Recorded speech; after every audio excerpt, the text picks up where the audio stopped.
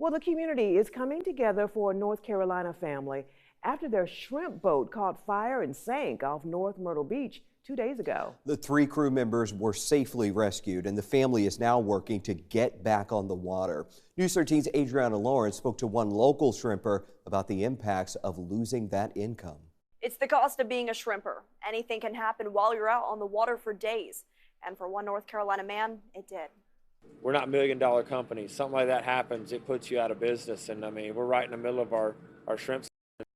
And yeah, so that's pretty tough. It's not an easy job putting shrimp on the table for your community, and more importantly, food on the table for your family.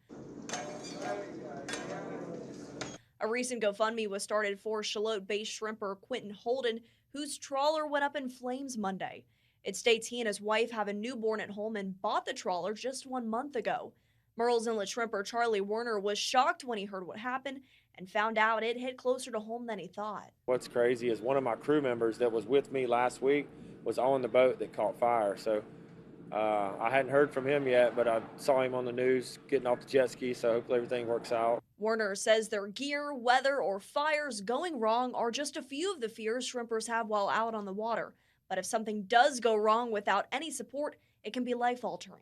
Hopefully he'll be able to get another boat to run for the season until he can get him something else full-time. But something like that happens, I mean, it puts people out of business forever. I mean, unfortunately, it's just discouraging.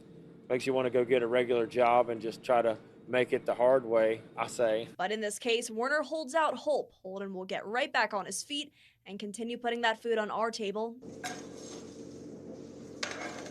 and his. Don't know him personally, but it sounds like this community's got his back, and they're going to support him and try to do what they can to get him back on the water.